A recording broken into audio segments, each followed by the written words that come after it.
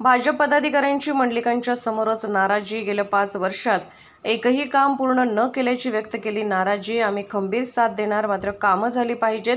भाजप पदाधिकारी महेश जाधवांची नाराजी। तुमचा पीए साधा फोन उचलत नसल्याचा केला आरोप।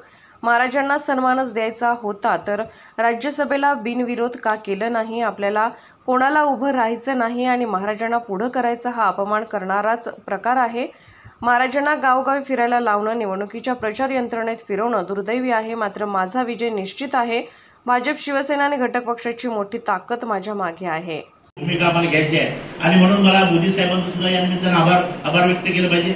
आदरणीय मोदी साहेबांनी अमित भाई शहानी आम्हाला सांगितलं होतं आपल्या मित्र पक्षांना सुद्धा आम्ही कुठं अंतर देणार नाही आणि त्या पद्धतीनं आमच्या शिवसेनेने त्यांनी सन्मान दिला, त्याबद्दल त्यांचंही आभार या निमित्तानं व्यक्त करायचं आहे। ज्यावेळी उद्धव साहेबांच्या गटातून मी शिंदे गटामध्ये गेलो त्यावेळी त्यांना मी म्हटलं होतं आपल्याबरोबर मी येत असताना विकासासाठी मोठा निधी मला दिला पाहिजे। जवळजवळ 700 ते 800 कोटी संग्राम ग्रामीण भागासाठी मिळवणे आहेत आमच्या, त्यामुळे बोलत साधे 800 कोटी रुपये आम्हाला त्यांनी दिले आणि कोल्हापूर शहरासाठी सुद्धा प्रचंड असा निधी दिला। आणि हा सगळा निधी येत असताना केवळ आम्ही खासदार म्हणून आणला असं नाही, तर या पक्षाचे आम्ही कार्यकर्ते आहेत, या भावनेनं कोल्हापूरकडे अधिक लक्ष दिलं पाहिजे, या भावनेनं त्यांनी मोठा निधी दिला आणि विकासाकडे आपला कोल्हापूर जिल्हा चाललेला आहे। आता एका बाजूला विकासाकडे जाणारी सगळी यंत्रणा आणि दुसऱ्या बाजूला पुराण काळामध्ये जाणारी यंत्रणा या कोल्हापूर जिल्ह्यामध्ये निवडणुकीच्या निमित्तानं आलेली आहे। निश्चितपणानं समोरचे जे उमेदवार आहेत महाराज साहेब, आम्हाला त्याच्याबद्दल काय बोलायचं सगळ्यांनाच आपल्याला आदर आहे, पण महाराज साहेबांना बळी देण्यासाठी कदाचित मुन्ना साहेब उभा केले का काय अशी शंका माझ्यासारखे येते। कारण आदरणीय महाराज साहेबांना जर सन्मानच द्यायचा होता तर परवाच राज्यसभेची निवडणूक झाली, त्यावेळी जर त्यांना बिनविरोध दिला असतं तर खऱ्या अर्थानं या जागेचा कोल्हापूरचा सन्मान करा, ते न करता आपल्याला कोणाला उभारायचं नाही आणि म्हणून महाराज साहेबांचं नाव काढायचं हा प्रकार सुद्धा मला वाटते त्यांचा अपमान करणारा हा प्रकार आहे। आणि मग खऱ्या अर्थानं त्यांना गावागावामध्ये फिरायला लावणं, त्यांना वारंवार या सगळ्या निवडणुकीच्या यंत्रणेमध्ये फिरायला लावणं हे सुद्धा दुर्दैवी भाग आहे असं मला या निमित्तानं म्हणायचं आहे। या निवडणुकीमध्ये भारतीय जनता पक्षाच्या ताकद मी आज अनुभवलेली आहे। परवा सुद्धा या मला वाटतं ऑफिसच्या कार्यालयाच्या उद्घाटनाच्या निमित्तानं पदाधिकाऱ्यांचा मेळावा असा या मैदानावर आयोजित केला होता। अमित भाई शहा इथं आले होते, त्यावेळी सुद्धा मी बघितलं जवळजवळ 10,000 पेक्षा प्रमुख लोक इथे उपस्थित होते। आम्ही भारतीय जनता पक्षाची ताकद आहे, त्याचबरोबर राष्ट्रवादी पक्षाची ताकद आहे, जनसुराज्य पक्षाची ताकद आहे, शिवसेनेची ताकद आहे आणि सगळी ताकद घेऊन निवडणुकीला सामोरं गेल्यानंतर कुठल्याही पद्धतीनं अपयश येणार नाही याची खात्री मला माझ्यासारख्याला आहे।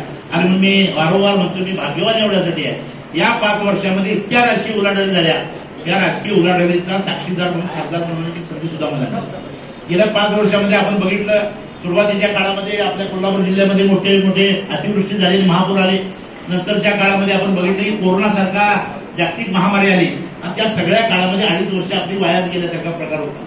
नंतरच्या 2.5 या राहिलेल्या 1.5 वर्षामध्ये महायुतीचं राज्य इथं महाराष्ट्रामध्ये आलं आणि खऱ्या अर्थाने विकासाची संधी आहे।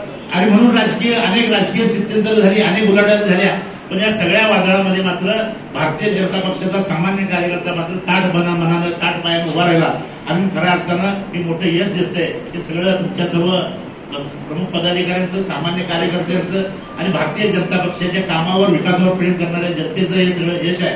आणि याच यश मला निश्चितपणानं मी भाग्यवान एवढ्यासाठी म्हणतोय, या यशामुळे निश्चितपणानं या निवडणुकीमध्ये कुठलीही अडचण येणार याची मला खात्री आहे। खरं म्हणलं तर निवडणुकीच्या निमित्तानं उमेदवारी काढणं, टीकाटिप्पणी होणं हे आपलं साहजिक आहे, पण मगाशी महेश जाधवांनी सांगितलं आपण संयम घेऊया, आपण आपलं काम सांगूया।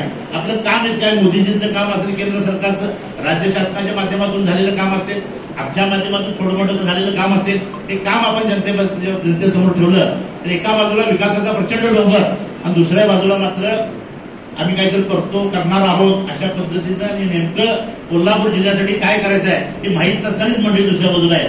आणि मग कोल्हापूर जिल्ह्याचा सामान्य मतदार यावेळी तिसऱ्यांदा मला दुसऱ्यांदा खासदार करेलच, पण मोदी साहेबांना तिसऱ्यांदा पंतप्रधान करण्यासाठी मतदान करेल या पद्धतीची खात्री या निमित्तानं देतो। अतिशय ताकदीनं माझं आपण स्वागत केलं त्याबद्दल प्रमुख पदाधिकारी, आपल्या सर्व ग्रामीण भागातल्या सर्व पदाधिकाऱ्यांचं, सर्व कार्यकर्त्यांचं या निमित्तानं आभार व्यक्त